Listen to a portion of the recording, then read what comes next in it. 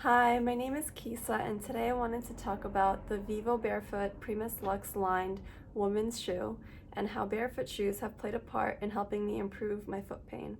If you'd like to know more, please keep on watching. Here I have the Vivobarefoot Primus Lux Lined women's shoe in black and a size 6.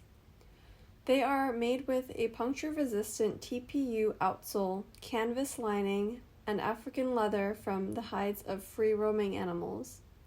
I wanted to quickly talk about barefoot shoes and some of their benefits. These are zero-drop shoes, which means the forefoot and the heel are the same height. I believe this can help with the alignment of the body to a more natural state.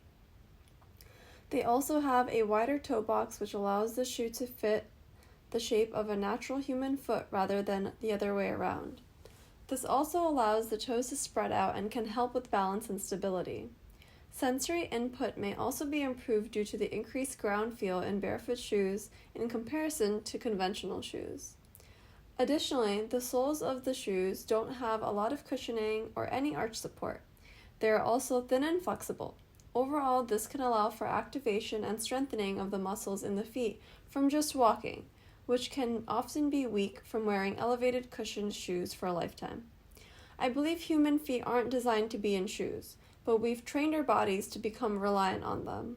At the same time, I don't believe humans were meant to walk on hard level surfaces for the majority of the time. So that can also arise some concerns, but that's for another day. Originally, I started looking into barefoot shoes maybe 8 to 9 years ago when I came across some online and talked about them with a friend who owned them.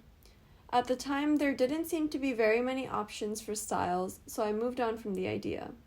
About 4 years ago, I started experiencing plantar fasciitis symptoms, and I was referred to orthotics and then started wearing clogs every day at work.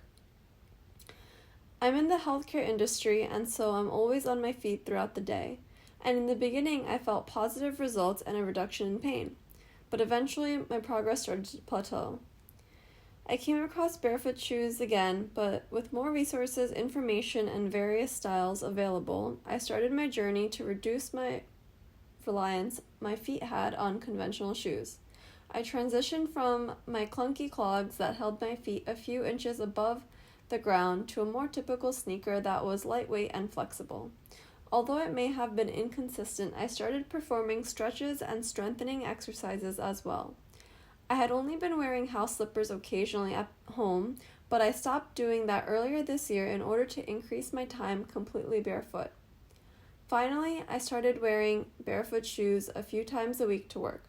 At first, it felt like I was taking very hard steps, and my arches would also be sore at the end of the day. But within 2 weeks, I felt like I was walking more lightly and my arches weren't as sore.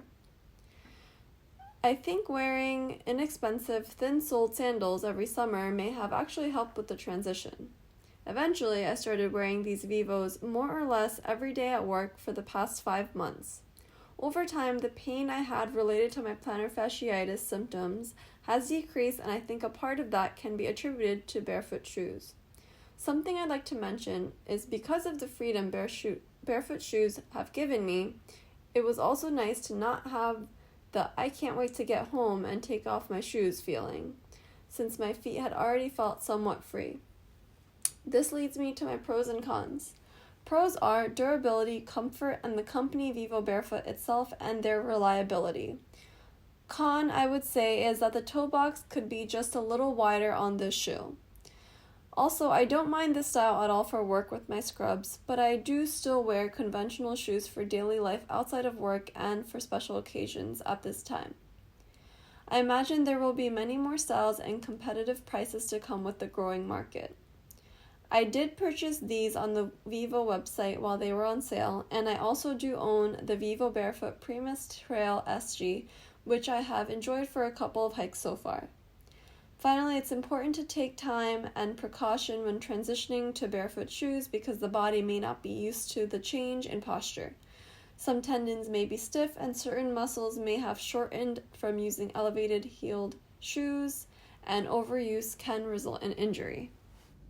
Okay, I just wanted to mention that although I am in the healthcare industry, I am not a physical therapist or an orthopedic doctor, and if you're having real pain or any concerns, make sure you reach out to a qualified healthcare professional, and good luck. Thank you.